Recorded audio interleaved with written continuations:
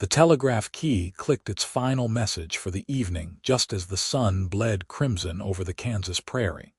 And Tessa O'Brien pressed her fingertips against her temples, trying to ease the headache that always came after 10 hours of translating dots and dashes into words that connected this rough frontier town to the wider world. She had been working as Leavenworth's telegraph operator for 8 months now, ever since her father died and left her with nothing but debts and a determination to make her own way in this unforgiving territory. The small office attached to the railroad depot smelled of oil and metal, and through the window she could see the dusty main street emptying as merchants closed their shops and cowhands drifted toward the saloons. At 22 years old, Tessa had learned to navigate this world of men with a careful balance of competence and reserve, earning respect through her swift fingers and accurate transmissions, while keeping herself separate from the rougher elements that populated Leavenworth in this year of 1878. She was recording the day's messages in the logbook when she heard boots on the wooden steps outside, heavy and deliberate. The door opened before she could call out, and 3 men entered in a configuration that immediately set her nerves on edge. They were strangers, their faces shadowed by hat brims pulled low, and they moved with the coordinated purpose of wolves surrounding prey. The tallest one, with a scar bisecting his left eyebrow, closed the door behind them with a soft click that somehow felt louder than a gunshot. "Evening, miss," he said, his voice carrying a false politeness that made her skin crawl. "We need to send a message." Tessa kept her hand steady as she reached for a blank message form. "The office is technically closed for the day, but I can accommodate one more transmission." "What would you like to send?" The scarred man glanced at his companions, a wiry fellow with nervous hands and a broad-shouldered brute whose knuckles were scarred from fighting. "Actually, we are more interested in messages you have already received. Specifically, anything addressed to the Cattlemen's Association or the bank." Her stomach dropped, but she kept her expression neutral. "I cannot share private communications. That would violate professional ethics and federal law." "Federal law," the scarred man repeated, stepping closer to her desk. "That is a fine principle, miss, but we are a long way from any federal marshals right now. My friends and I have a business proposition that requires certain information, and you are going to provide it." Tessa's hand moved slowly toward the drawer where she kept a small derringer her father had given her. "I will have to ask you gentlemen to leave. If you need to send a legitimate message, you can return tomorrow during regular hours." The nervous man lunged forward, and everything happened at once. She yanked open the drawer, but the broad-shouldered brute was faster, slamming it shut on her fingers. Pain shot through her hand and she cried out, stumbling backward. The scarred man circled the desk, reaching for the filing cabinet where she kept copies of all transmissions.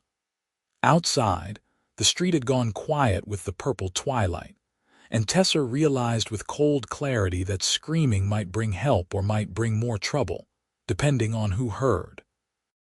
"The combination," the scarred man demanded, rattling the locked cabinet. "Now." "I do not have it memorized," she lied, cradling her bruised fingers. "The station master keeps it in his office next door." "Then I guess we will have to persuade you to remember," he said, nodding to the brute, who cracked his knuckles with deliberate menace. The window exploded inward. Glass showered across the floor as a man dove through the frame in a controlled roll, coming up with a Colt revolver already drawn and leveled. He was tall and lean, dressed in worn trail clothes and a dusty black hat, and his eyes were the color of winter sky, cold and absolutely focused. Tessa had seen him around town a few times, always keeping to himself, always watching with that same intense alertness. "The lady said to leave," he stated, his voice carrying the quiet authority of someone who had no doubt he would be obeyed. "You have 3 seconds to do it." The scarred man's hand moved toward his gun, but froze when the stranger cocked his revolver with a click that seemed to fill the small office. "I would not recommend it. Vincent Garrett does not miss at this range." The name meant nothing to Tessa, but it clearly registered with the thieves. The scarred man's eyes widened fractionally, and his hand moved away from his weapon with careful slowness. "We do not want trouble with you, Garrett. This is business." "Threatening a woman alone in her workplace is not business," Vincent said, and Tessa heard genuine anger beneath the controlled tone. "It is cowardice. Now move, or I will assume you are choosing violence and respond accordingly." For a long moment, the tension held like a drawn bowstring. Then the scarred man jerked his head toward the door, and his companions edged toward it, keeping their hands visible. "This is not finished," he said, but his bravado sounded hollow. "Yes, it is," Vincent replied. "If I see any of you in Leavenworth again, I will shoot first and skip the conversation. Am I clear?" They left without another word, their boots thudding down the steps and fading into the evening. Vincent held his position until the sound disappeared entirely, then carefully uncocked his revolver and holstered it. Only then did he turn his full attention to Tessa, and she saw concern replace the cold fury in his expression. "Are you hurt?" he asked, crossing to her in 2 long strides. "My fingers," she said, holding up her hand. The skin was already darkening with bruises, but nothing felt broken. They slammed the drawer on them.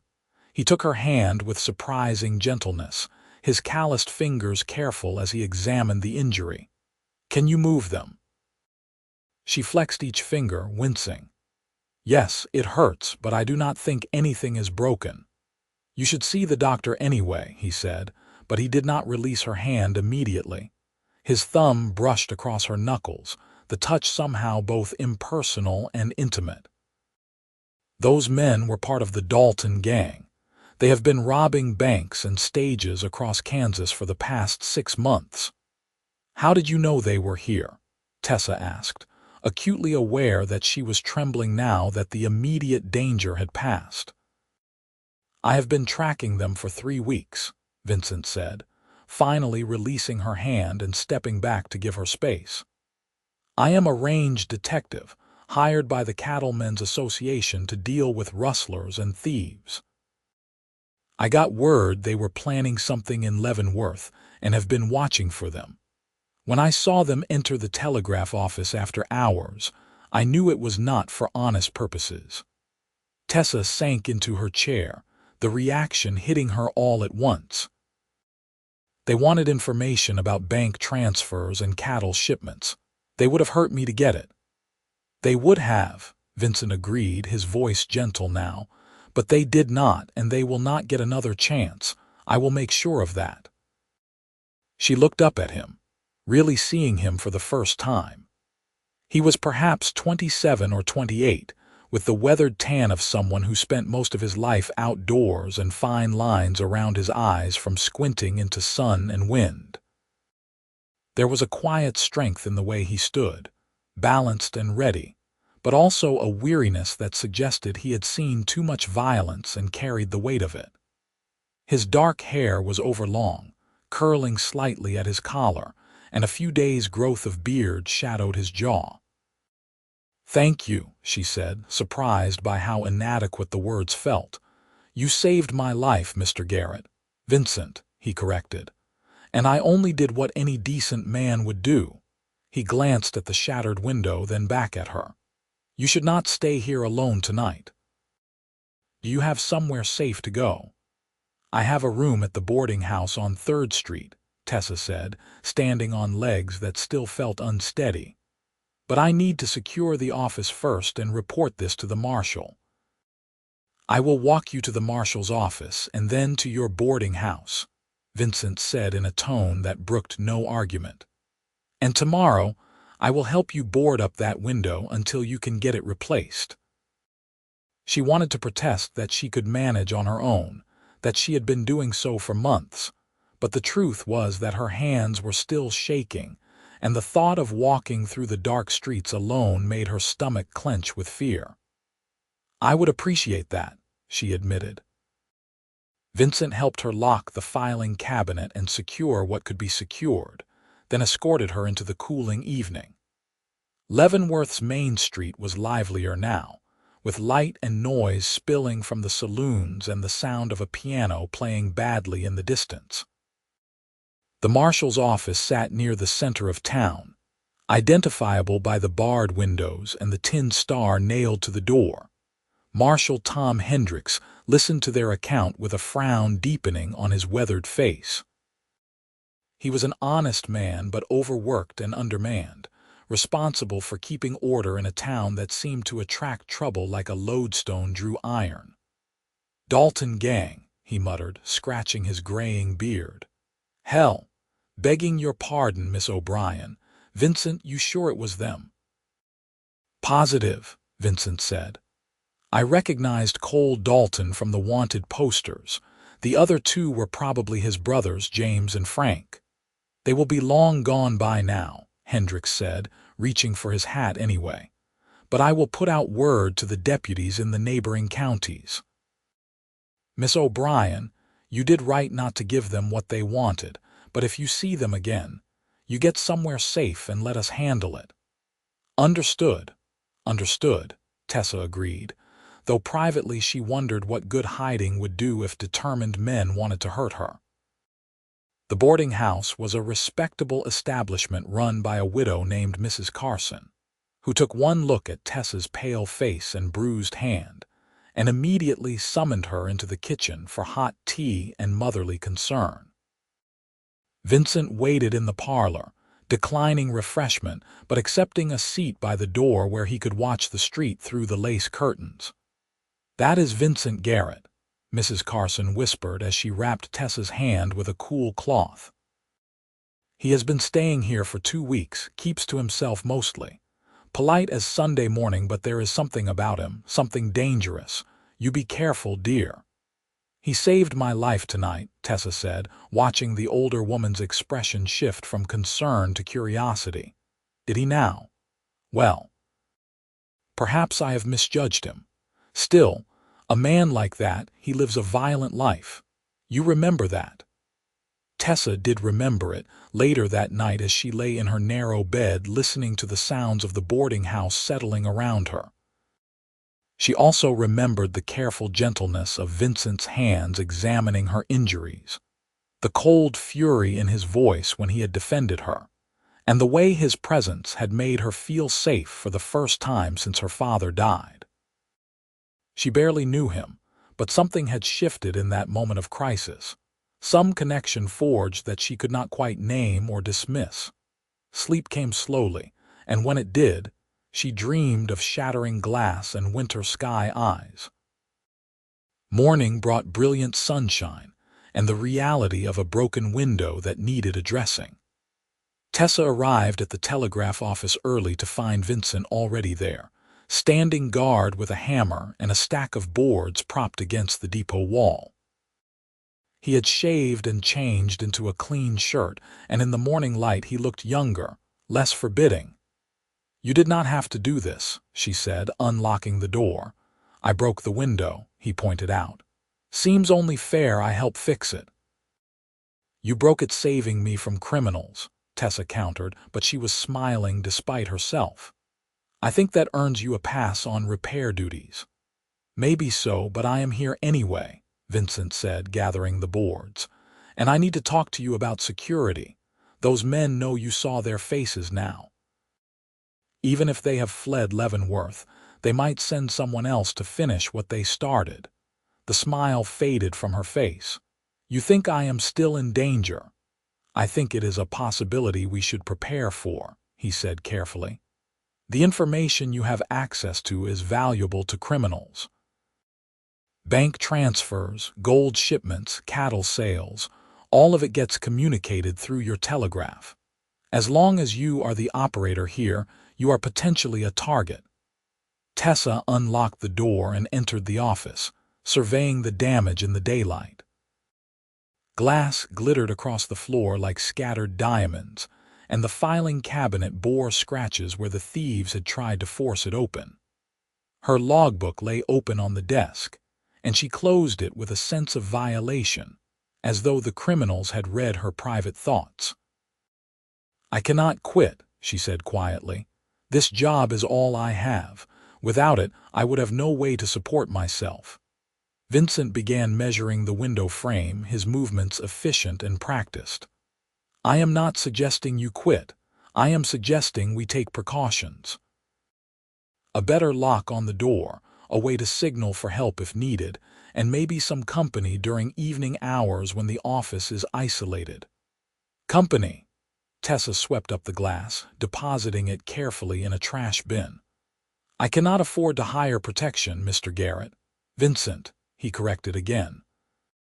"And I am not asking for payment. I am already hunting the Dalton gang. Keeping watch over their likely target just makes good tactical sense." She paused in her sweeping, studying him. "You would do that? Spend your evenings sitting in a telegraph office just in case trouble arrives?" He looked up from his measuring, and something in his expression made her breath catch. "Yes," he said simply. "I would." The certainty in his voice raised questions she was not quite ready to ask, so instead she returned to sweeping while Vincent boarded up the window with swift competence. By the time the first message came clicking through on the telegraph, the office was secure and Vincent had settled into the corner with a book, apparently prepared to make good on his promise. The day passed in a strange new rhythm. Tessa worked at her key, sending and receiving messages that flowed between Leavenworth and the wider world, while Vincent kept watch with patient alertness. He did not interrupt or distract her, but his presence filled the small space, a reminder that she was no longer alone in her vulnerability. During the lunch hour, he walked with her to the cafe down the street, and over roast beef sandwiches and coffee, they began to talk. "Where did you learn to be a range detective?" Tessa asked, watching the way his hands wrapped around the coffee cup, strong and scarred. "Texas, mostly," Vincent said. "I worked as a ranch hand after the war, then as a deputy for a sheriff who taught me tracking and investigation. When he died, I went independent. The Cattlemen's Association hires me when they have problems that need a certain kind of attention." "What kind of attention?" she asked, though she thought she knew the answer. "The kind that regular law cannot or will not provide," he said carefully. "I am not a killer, Tessa, but I am willing to go places and do things that marshals with badges and jurisdictions cannot. It makes me useful in a hard country." She appreciated his honesty, the way he did not dress up the violence of his work in romantic language. "Do you like it? The traveling and the danger?" He considered the question, his gaze distant. "I am good at it, which is not the same as liking it. Mostly I am tired. Tired of sleeping on the ground, tired of hunting men, tired of seeing what greed and cruelty do to people. But I do not know how to do anything else anymore." The loneliness in his words resonated with something in her own heart. "I understand that," Tessa said softly. "After my father died, everyone assumed I would marry or find some respectable position as a governess or teacher. But I wanted to do something that was mine, something that proved I could survive on my own terms. The telegraph was it.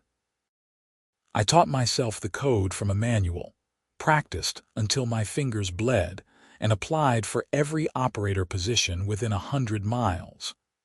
Leavenworth was the only place that would take a chance on a woman." "They are lucky to have you," Vincent said, and the sincerity in his voice made warmth spread through her chest. "I have watched you work. You are fast and accurate, and you handle the pressure without flinching. That takes real skill." No one had ever complimented her work before, not in a way that recognized the effort and discipline it required. "Thank you," she said, feeling her cheeks heat. That means more than you might think." Their eyes met across the table, and Tessa felt that strange connection again, stronger now, a sense of recognition that went beyond words. Vincent felt it too. She could see it in the way his expression softened, the way he leaned slightly toward her as though drawn by invisible strings. The moment broke when the cafe owner brought their bill, and they walked back to the telegraph office in companionable silence. But something had changed between them. A wall lowered, a door opened. When Vincent resumed his watch in the corner, Tessa found herself acutely aware of his presence, the way he moved, the rare times he smiled, the focused intensity he brought to everything he did. Days passed into a week, then two. The Dalton gang did not return, but Vincent remained, keeping his vigil with steadfast patience. They fell into a routine that felt both natural and intimate. Mornings, he would arrive with coffee and whatever news he had gathered from his network of informants. Days, he would read or maintain his equipment while she worked the telegraph. Evenings, they would have dinner together, and afterward Vincent would walk her back to the boarding house, always waiting until she was safely inside before disappearing into the Kansas night to continue his hunt. They talked about everything and nothing. Vincent told her about growing up in Missouri, about his family lost to the war and cholera, about learning to survive in a world that had been turned upside down by violence and Reconstruction. Tessa shared her own story, the love she had for her father, and the grief of losing him to a heart that simply gave out, the determination that had carried her through those first terrifying months alone, the small victories that had slowly built her confidence and competence. "You are the strongest person I have met," Vincent said one evening as they walked through the warm June darkness. "The way you faced down those thieves, the way you have built this life for yourself, it is remarkable." "I did not feel strong when you came through that window," Tessa admitted. "I was terrified. Fear and strength are not opposites," he said. "The strongest people I know are the ones who feel fear and act anyway. You did that. You protected information that could have gotten people hurt or killed even when threatened. That is courage." She wanted to tell him that his presence had changed everything, that knowing he was there made her feel capable of facing dangers she would have run from before. But the words felt too large, too revealing, so instead she asked, "Have you heard anything more about the Dalton gang?" Vincent's expression darkened. "They hit a bank in Abilene 3 days ago, killed a clerk who tried to sound the alarm. They are getting bolder and more desperate, which makes them more dangerous. I have word they might be planning something big in Wichita next month. Will you go there?" The question came out smaller than she intended, and she heard the dread beneath it. He stopped walking, turning to face her in the shadows between street lamps. "I will have to eventually, but not yet, not until I am sure you are safe here." "Vincent, you cannot put your work on hold indefinitely because of me," Tessa protested, even though part of her wanted exactly that. "I will be fine. The marshal knows to watch for trouble and I can take precautions." "I know you can," he said, and his hand came up to brush a strand of hair from her face, the touch sending electricity down her spine. "But I find I am reluctant to leave. This time in Leavenworth, these weeks with you, they have been the most peaceful I have known in years." "I am not ready to give that up yet," her breath caught. They were standing very close now, close enough that she could see the faint scar on his temple, the exact shade of blue in his eyes. "Vincent," she whispered, not sure what she was asking for. He seemed to understand anyway. His hand cupped her cheek, thumb stroking gently across her skin, and then he was kissing her with a tenderness that made her knees weak.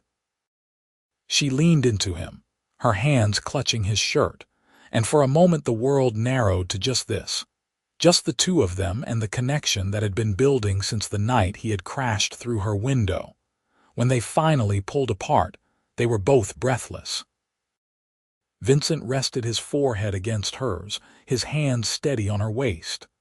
"I did not plan that," he said, his voice rough.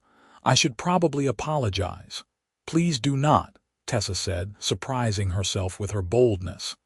"I have been wanting you to do that for days." He laughed, a sound she had rarely heard from him, warm and genuine. "Have you now? And here I was trying to be respectful and professional." "You have been," she assured him. "But Vincent, I care for you, more than I should given how little time we have known each other, but I cannot help it. You make me feel safe and seen and understood in ways I never expected." "I feel it too," he admitted, pulling back enough to look into her eyes. "From the moment I saw you standing up to those thieves, refusing to compromise your principles even in the face of violence, I knew you were someone extraordinary. And the more I have learned about you, the more certain I have become. Tessa, I am falling in love with you." The words hung in the air between them, precious and terrifying. Tessa had never been in love before, had never wanted to be, too focused on survival and independence to risk the vulnerability it required. But with Vincent, it felt different. It felt right. "I am falling in love with you too," she whispered, and saying it aloud made it real and irrevocable. He kissed her again, deeper this time, and she melted into it, into him, feeling something tight and guarded in her chest finally unlock.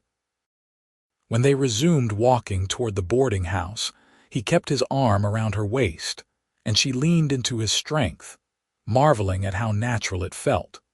Mrs. Carson gave them a knowing look when they arrived, but she said nothing, just wished them both a good night with a small smile. Vincent waited on the porch as always, but now he caught Tessa's hand before she went inside. "Tomorrow is Sunday," he said. "Would you have dinner with me? Somewhere nicer than the cafe, somewhere I can court you properly." "I would like that very much," Tessa said, and the happiness in his expression made her heart soar.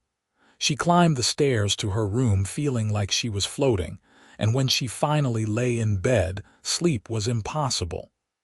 Her mind replayed every moment, every touch, every word. She was in love with a range detective who lived a dangerous life, who would eventually have to leave Leavenworth to track criminals across Kansas and beyond. The practical part of her mind warned that this could only lead to heartbreak. But the rest of her, the part that had come alive under his kiss, refused to listen.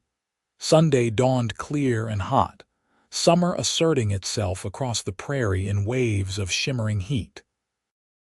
Tessa dressed carefully in her best gown, a pale blue cotton with white lace at the collar and cuffs, and pinned her dark hair up in a style that took 3 attempts to get right.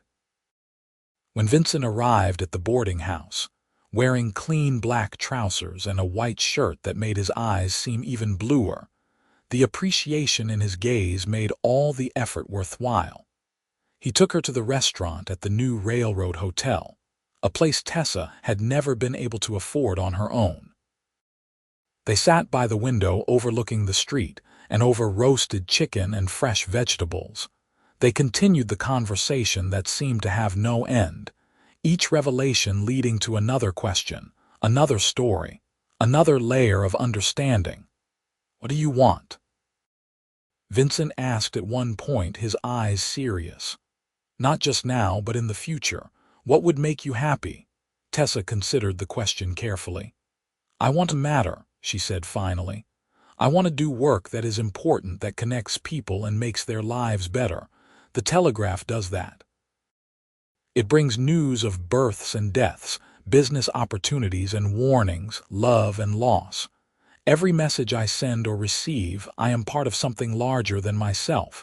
That gives me purpose." "And personally," he pressed gently, "what do you want for yourself?" She met his gaze, gathering her courage. "I want what I think everyone wants, deep down. To love and be loved. To build something lasting with someone who sees me as I am and does not want to change me. To have a home that feels safe and a partner who understands that I need both independence and intimacy. She paused, then added softly, I want what I feel when I am with you. Vincent reached across the table and took her hand, his thumb tracing patterns on her palm. I want those things too, he said. I have spent so many years moving from one job to the next, never staying anywhere long enough to put down roots. I told myself it was because the work demanded it, but the truth is I was afraid. Afraid of being vulnerable, of caring about someone and losing them the way I lost everyone else. But with you, Tessa, I find I am more afraid of walking away. Then do not, she said, her heart pounding. Stay, find work here in Leavenworth. You could be a deputy or a guard for the railroad or anything that would let you stop hunting and start living. I have thought about it, he admitted. Every day for the past week, I have thought about what it would mean to stay to build a life here with you. But Tessa, the Dalton gang is still out there. They know you saw them, and as long as they are free, you are not safe. I cannot walk away from that threat, not when I might be the only thing standing between you and violence. She understood his logic, even as her heart rebelled against it. So what do? We do what we have been doing, Vincent said. I protect you while I hunt them. And when they are caught or dead, when the threat is gone, then we decide what comes next, together. It was not the answer she wanted, but it was honest and realistic, and she respected him for not making promises he could not keep. Together, she agreed, squeezing his hand. They spent the rest of the afternoon walking through Leavenworth, talking and laughing and slowly learning the rhythms of being a couple. Vincent bought her peppermint sticks from the general store, and she bought him a new bandana to replace the worn one he carried. They sat by the Missouri River and watched the boats pass, and when he kissed her in the shade of a cottonwood tree, she felt the future shimmer with possibility. But Monday brought reality crashing back. Tessa was working the morning shift when a message came through that made her blood run cold. It was from the marshal in Abilene, a warning broadcast to all law enforcement and telegraph stations across Kansas. The Dalton gang had struck again, this time hitting a ranch outside town and killing 2 hands who had tried to stop them. Witnesses reported that Cole Dalton had been heard saying they had unfinished business in Leavenworth.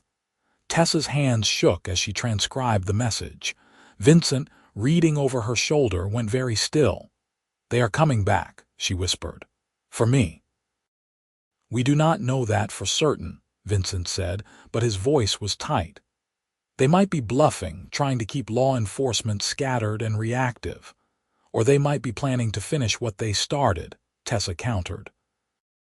Vincent, if they come for me, if they hurt you because of me, I could not live with that. He turned her chair so she faced him, kneeling down to look into her eyes. Listen to me. I will not let them hurt you. I will not let them use you to further their crimes. But I need you to trust me and to follow my lead if things get dangerous. Can you do that?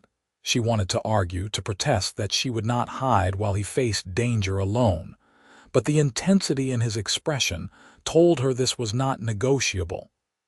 I trust you, she said finally. I will do what you say. Good. He stood, already shifting into the focused alertness she recognized from the night they met. I am going to talk to the marshal about setting a trap. If the Daltons want to come to Leavenworth, we will be ready for them.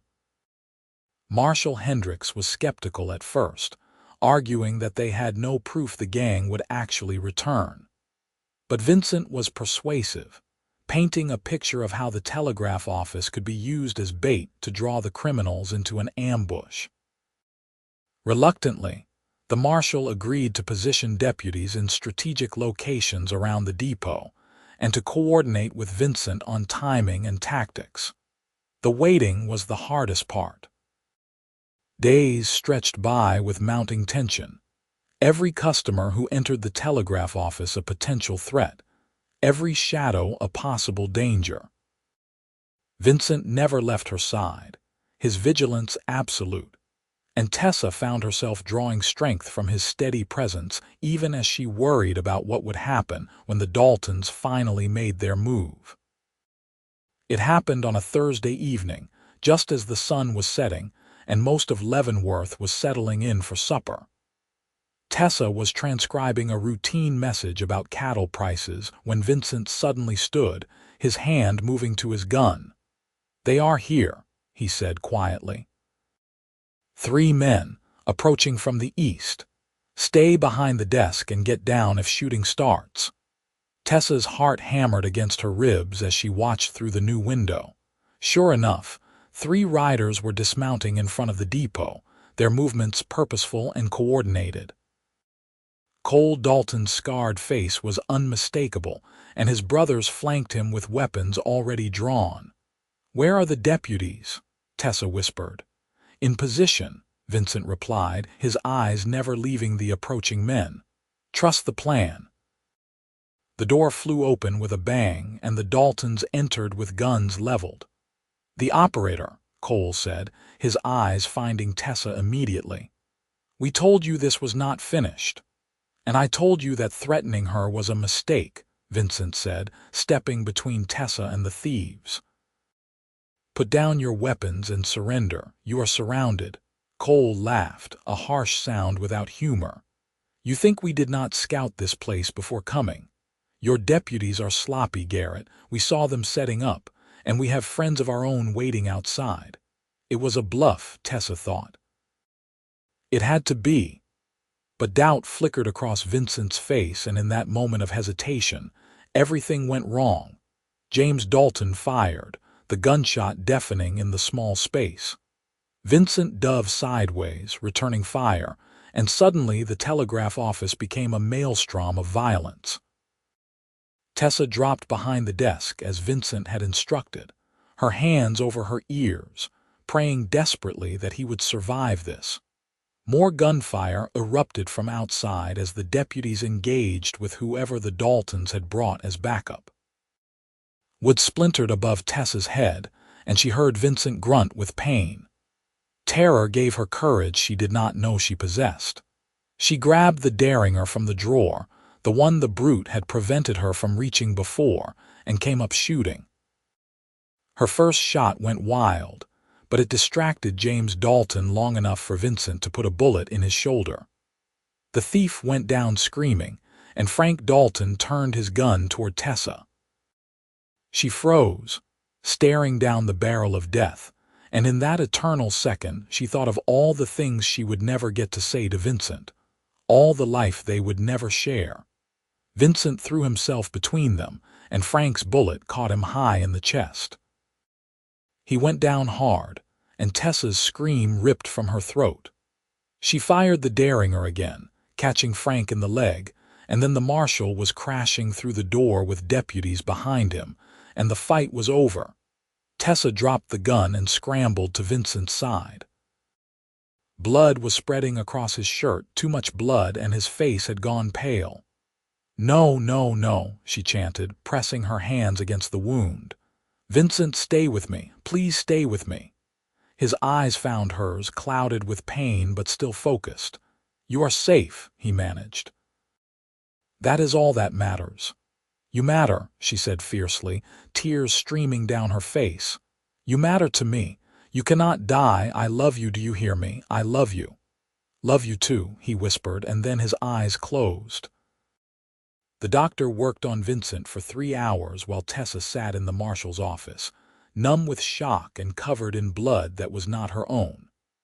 Mrs. Carson came to sit with her, wrapping a shawl around her shoulders and pressing tea into her hands that she could not drink. The Dalton gang had been neutralized, Cole and Frank arrested, and James taken to the doctor after Vincent was stabilized, but Tessa could not feel anything resembling victory. Finally, as midnight approached, the doctor emerged from his surgery room. He was an older man with kind eyes and blood-stained sleeves, and Tessa stood on trembling legs to meet him. "He is alive," the doctor said, and Tessa's knees buckled with relief. Mrs. Carson caught her, holding her upright. The bullet missed his heart by less than an inch, but it cracked a rib and caused significant blood loss.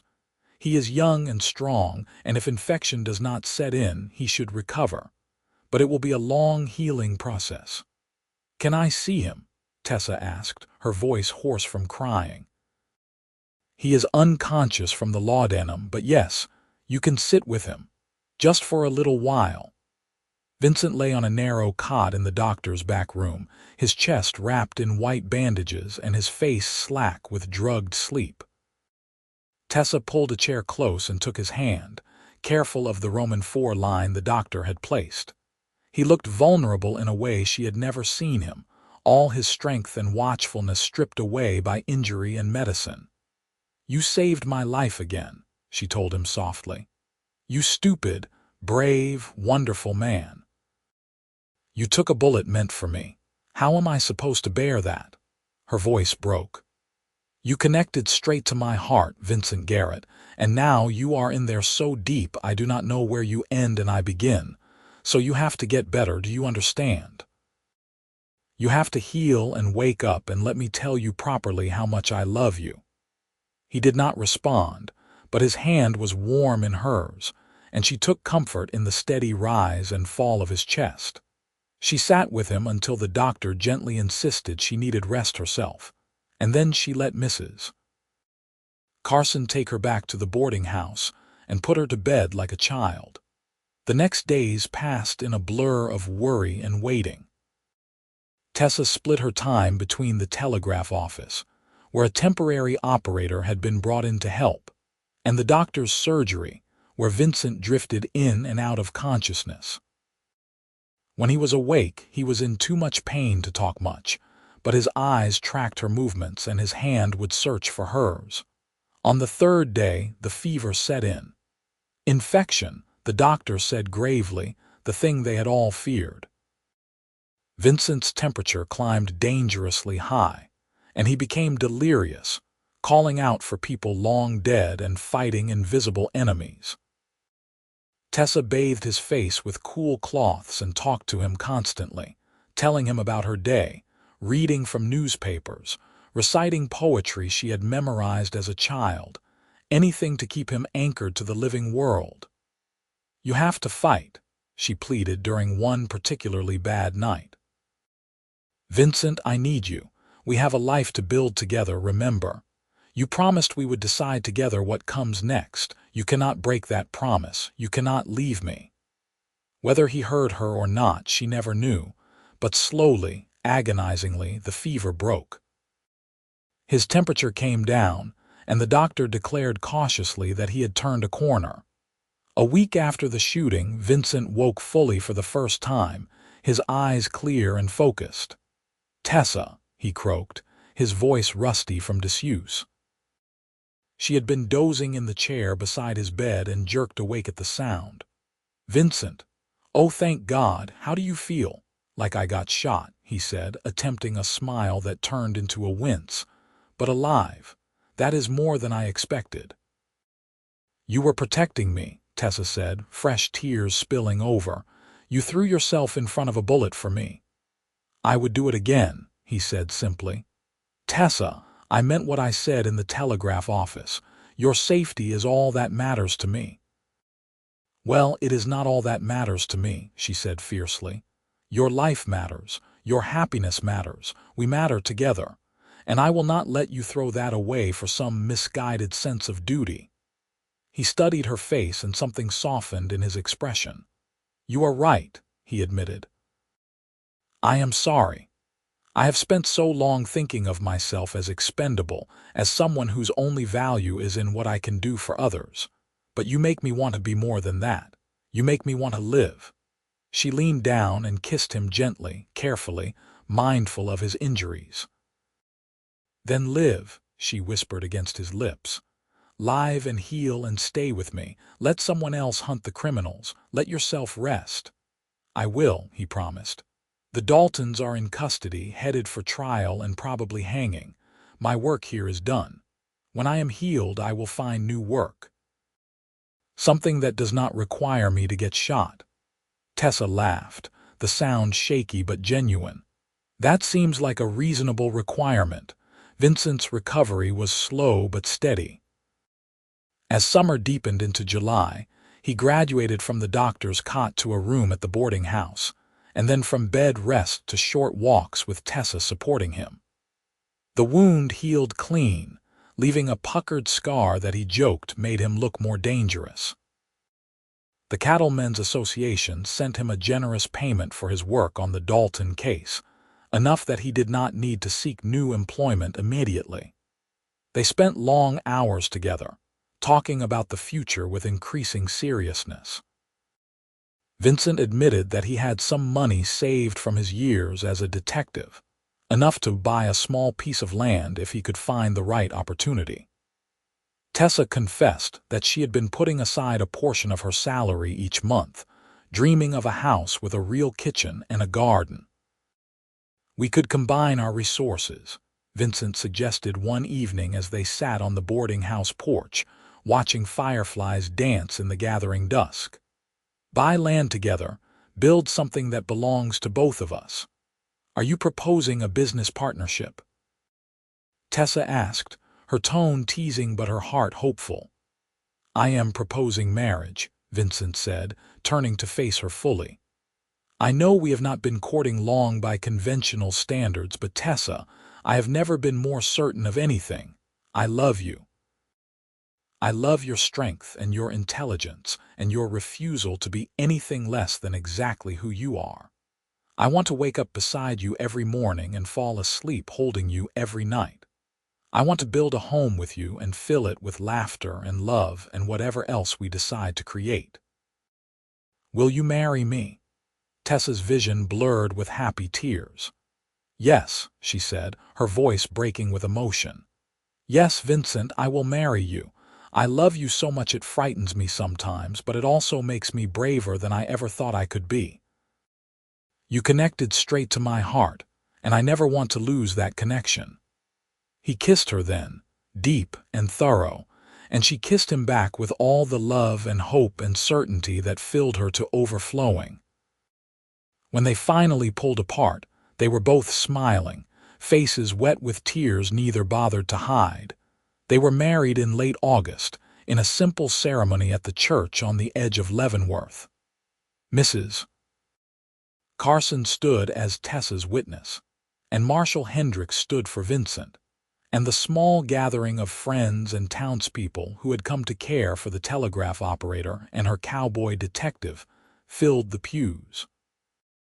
Tessa wore a cream-colored dress she had sewn herself, with lace she splurged on from the general store, and Vincent wore a new suit that made him look almost uncomfortable in its formality.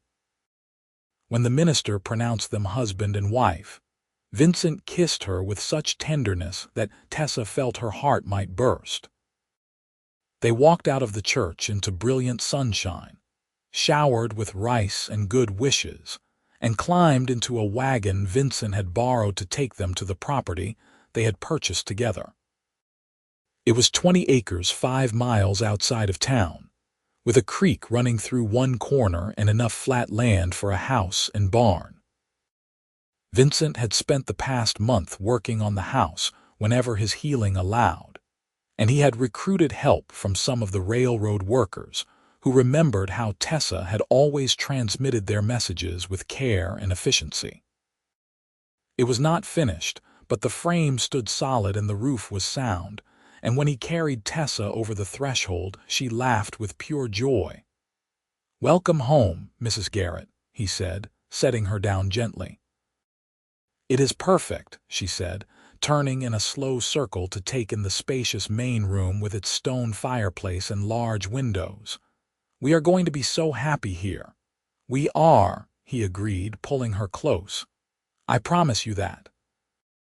That night, alone in their unfinished house with only moonlight and candlelight for illumination, they made love for the first time. Vincent was gentle and patient, careful of his still healing injury but attentive to every sound she made, every movement that brought her pleasure. Tessa had been nervous, uncertain what to expect, but with him it felt natural and right, another layer of connection that bound them together. Afterward, lying tangled together on the pallet they had made on the floor, Tessa traced the scar on his chest. "Does it hurt?" "Not anymore," Vincent said, catching her hand and pressing it over his heart. "This heals fast when you have something to heal for." She smiled and snuggled closer, feeling safer and more content than she had ever thought possible. Outside, the Kansas night sang with crickets and the distant howl of coyotes, but inside their home, all was peace. The months that followed were filled with hard work and happiness in equal measure. Vincent finished the house while Tessa continued working at the telegraph office, her salary paying for supplies and furnishings while his savings covered land improvements. They built a barn and bought chickens and a milk cow. Vincent took a job as a deputy marshal, finding that he liked law enforcement better when it meant protecting a community rather than hunting criminals across empty miles. By their first Christmas together, the house was complete and cozy, with curtains Tessa had sewn and furniture Vincent had built. They hosted Mrs. Carson and the marshal for Christmas dinner, roasting a goose and laughing over stories and good wine. When their guests left and the house grew quiet, Vincent pulled Tessa into his lap by the fire. "Have I told you today that I love you?" he asked, nuzzling her neck. "Only 3 times," she said, pretending to count. "You are falling behind. Then let me remedy that." He kissed her temple, her cheek, the corner of her mouth. "I love you, I love you, I love you. There, now I am ahead." She laughed and turned to kiss him properly. "I love you too. This has been the best year of my life." "Mine as well," he agreed. "And it is only the beginning, Tessa. We have so many years ahead of us." In the spring of 1879, Tessa discovered she was pregnant. The news filled her with equal parts joy and terror, but Vincent's reaction was pure delight. He became even more protective if such a thing were possible, insisting she reduce her hours at the telegraph office and rest more. The railroad company agreed to hire a second operator to share the workload, and Tessa found she did not mind stepping back a bit to focus on the new life growing inside her. Their son was born in November during an early snowstorm that blanketed their homestead in white. The doctor made it out from town just in time, and Mrs. Carson stayed for a week to help with cooking and cleaning while Tessa recovered. Vincent was absolutely besotted, holding his son with the same careful tenderness he had always shown Tessa and staring at the tiny face with wonder. "He is perfect," Vincent whispered, sitting beside Tessa's bed while she rested. "You are perfect. How did I get so lucky?" "We got lucky," Tessa corrected, reaching out to touch their son's soft hair. "What should we name him?" They had discussed names for months but had never quite settled on one. Now, looking at their child, Vincent said, "William, after my father, William Garrett." "William," Tessa repeated, testing the name. "I like it. William Vincent Garrett." Vincent's eyes grew bright with emotion. "You would do that? Give him my name as well, of course," she said softly. "You are a good man, Vincent, the best man I know. I want our son to carry that legacy." He kissed her then, gentle and grateful, and Tessa felt the completeness of their family settle around her like a warm blanket. This was what she had wanted without knowing it, this sense of belonging and purpose that came from loving and being loved. As William grew, the house filled with new sounds. Baby laughter and crying, the thump of small feet learning to walk, the babble of language emerging. Tessa reduced her telegraph work to just a few hours a week, enough to stay connected to the profession she loved, but not so much that it took her away from her family. Vincent thrived as a deputy, earning respect for his fairness and competence, and in 1881 the town council asked him to run for marshal when Hendricks retired. He won easily, and Tessa could not have been prouder. Her cowboy detective had found a new calling, one that allowed him to serve and protect without the constant danger and loneliness of his former life. They had built something real together, something that mattered. In 1882, Tessa became pregnant again. This time the pregnancy was harder, and she had to stop Telegraph work entirely. Their daughter was born in the summer, a healthy girl with Vincent's blue eyes and Tessa's dark hair. They named her Catherine Rose, after Tessa's mother, and William was fascinated by his baby sister, always wanting to help care for her. Life settled into a rhythm of seasons and growth. The homestead prospered, and Vincent's work as marshal kept Leavenworth peaceful. They added rooms to the house as their family grew, and in 1884, a second daughter arrived, whom they named Eleanor Jane. Tessa sometimes missed the telegraph office, the feeling of connecting the world through her fingertips. But she found new purpose in raising their children and being a partner to Vincent in all his endeavors. The years passed with the kind of contentment that comes from choosing each other every day, through challenges and triumphs, through ordinary moments and extraordinary ones. On their 10th anniversary, Vincent surprised Tessa with a gift, a brand new telegraph key and a wire he had run from the house to connect with the railroad line. "I know you miss it," he said as she stared at the equipment in wonder. "And I thought you might enjoy being able to send messages from home, stay connected without having to leave the children." Tessa threw her arms around him, overwhelmed by his thoughtfulness. "This is the most perfect gift you could have given me. Thank you." She set up the telegraph in what had been a spare bedroom, creating a small office where she could work a few hours each week, taking messages for people in the surrounding farms who did not want to travel to town. It gave her the best of both worlds, the connection to her profession and the ability to be present for her family.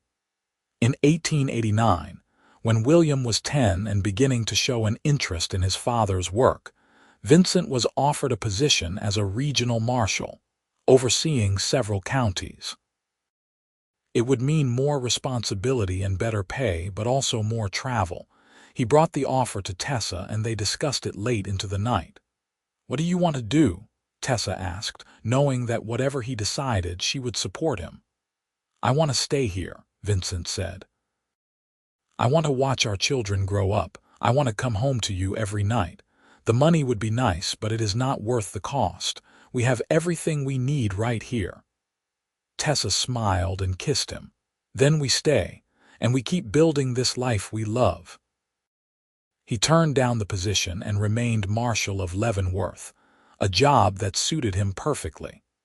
Their children grew, each developing their own personalities and dreams. William became interested in law like his father, but also showed a talent for mathematics. Catherine proved to be musical, with a voice that could make angels weep. Eleanor was fearless and curious, always exploring and asking questions.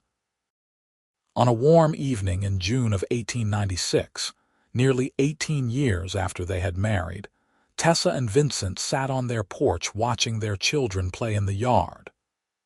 William, now a young man of 17 preparing to attend university, was teaching his sisters to throw a rope. Catherine, at 14, was laughing at her own failed attempts. Eleanor, 12 and competitive, was determined to master the skill before her brother did. "We did well," Vincent said, reaching over to take Tessa's hand. "We did," she agreed, lacing her fingers through his. "Sometimes I think about that night you came through the telegraph office window, and I cannot believe how much has changed." "I can," Vincent said. "I knew from that first moment that you were extraordinary. Everything that has come since has just proven it." "You saved my life that night," Tessa said softly. "But you did more than that. You gave me a life worth saving. You showed me that I could be strong and vulnerable, independent and connected. You connected straight to my heart, Vincent, and you have stayed there ever since." He pulled her close, kissing the top of her head. "And you showed me that there was more to life than just surviving. You taught me how to live, how to love, how to be happy. I was lost before I found you, Tessa. You gave me home." They sat in comfortable silence, watching the sun paint the sky in shades of gold and pink, listening to their children's laughter, feeling the peace of a life well lived. There had been challenges over the years, difficulties and sorrows alongside the joys. But they had faced everything together, their connection stronger for being tested and proven. As darkness fell and stars began to emerge, Vincent stood and offered Tessa his hand. "Come on, Mrs. Garrett. Let us get these children inside and fed." She took his hand and let him pull her to her feet, and as they walked toward their family, she felt the same flutter in her chest that she had felt 18 years ago. Love, she had learned, did not fade with time or familiarity. It deepened, becoming richer and more complex, a tapestry woven from thousands of small moments and choices. That night, after the children were in bed, and the house was quiet, Tessa and Vincent lay together in their bedroom, the windows open to let in the cool evening breeze. He traced patterns on her shoulder, and she rested her head on his chest, listening to the steady beat of his heart. "You ever regret it?" she asked. "Giving up the adventure and danger of your old life?" "Never," Vincent said without hesitation. "This is the adventure I always needed, building a life with you. And as for danger, have you met our youngest daughter? Eleanor is more dangerous than any outlaw I ever tracked." Tessa laughed softly. "She does have a wild streak. I wonder where she gets it." "From both of us," Vincent said. "She has your determination and my stubbornness. God help whatever young man tries to court her someday." They talked until sleep claimed them, as they had done nearly every night of their marriage, sharing thoughts and dreams and the comfortable intimacy of two people who knew each other completely.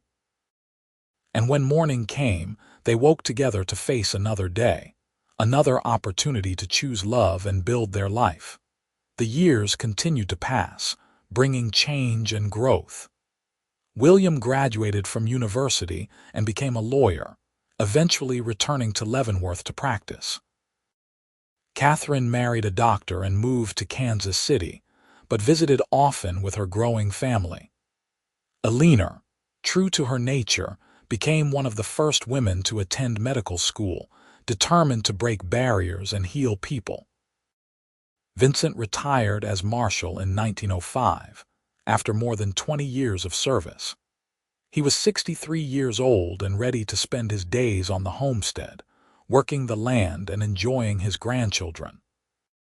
Tessa had stopped Telegraph work years before, but she remained connected to the community, organizing charity drives and teaching literacy to immigrant families.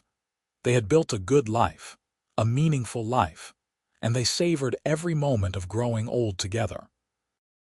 On their 40th anniversary, their children and grandchildren gathered at the homestead for a celebration.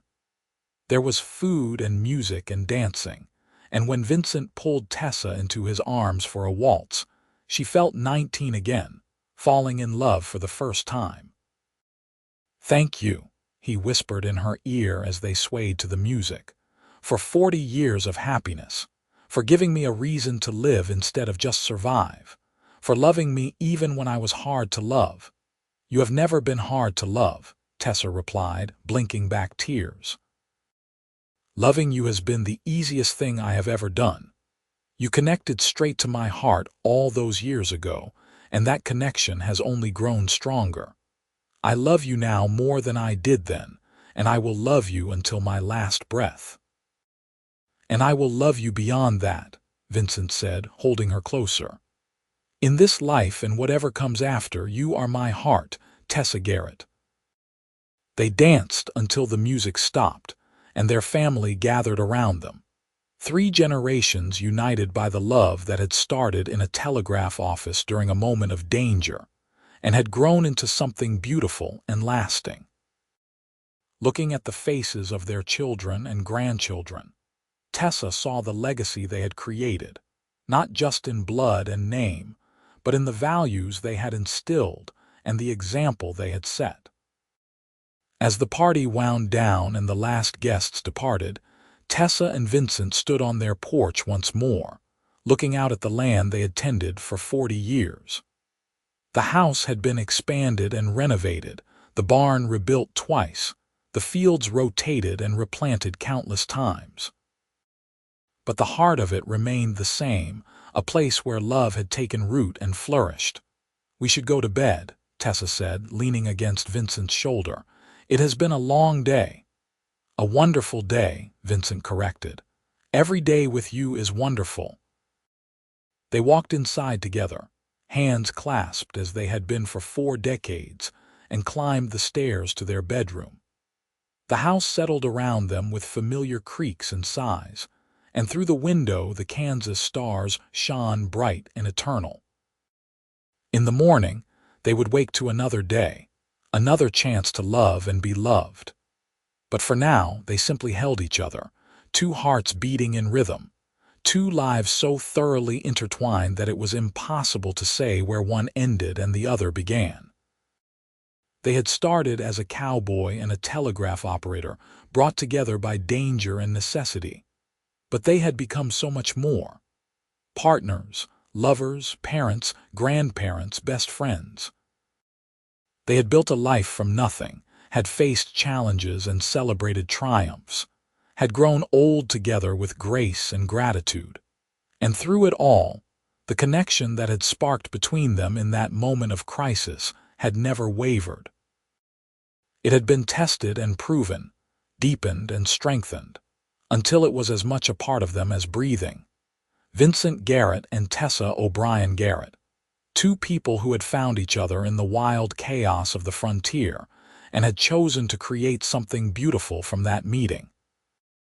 Their love story was not grand or dramatic in the way of legends, but it was real and true and lasting, a testament to the power of choosing each other every single day. As sleep claimed them on that anniversary night, wrapped in each other's arms, they dreamed of all the years they had shared and all the moments still to come. Because their story was not over yet. As long as they had breath and heartbeat, as long as they had each other, there would always be more love to give, more life to live, more chapters to write in the book of their shared existence. And that, in the end, was the truest happy ending of all. Not a fairy tale conclusion, but a daily commitment to love and be loved, to build and protect, to connect heart to heart and never let go. They had found in each other what everyone searches for but not everyone finds: a home, a partner, a love that lasts. The telegraph key in Tessa's office sat silent now, its working days long past. But the connection it represented, that instantaneous link between distant points, lived on in the bond between Tessa and Vincent. They had connected straight to each other's hearts all those years ago, and that connection had carried them through everything life could throw at them. As the moon rose high over their Kansas homestead and the night deepened around them, 2 hearts beat on in perfect synchronization, a rhythm they would maintain until the very end and beyond. This was their legacy, their triumph, their happily ever after. Not perfect, but real. Not effortless, but worth every effort. Not a fantasy, but the very best kind of reality. And in the morning, when the sun rose golden over the prairie and a new day began, they would wake together once more, ready to face whatever came with the same courage and love that had sustained them for 40 years. Because that was what they did, what they had always done. They chose each other, over and over, in big ways and small, in words and actions, in every moment of every day. Their love story, which had begun with a cowboy crashing through a window to save a telegraph operator from thieves, had grown into something far greater than either could have imagined. It had become a life, a family, a legacy that would endure long after they were gone, And as Vincent pulled Tessa closer in sleep, murmuring her name with the same tenderness he had shown from the very beginning, she smiled and settled deeper into his embrace, knowing that she was exactly where she belonged. Connected, heart to heart, forever and always.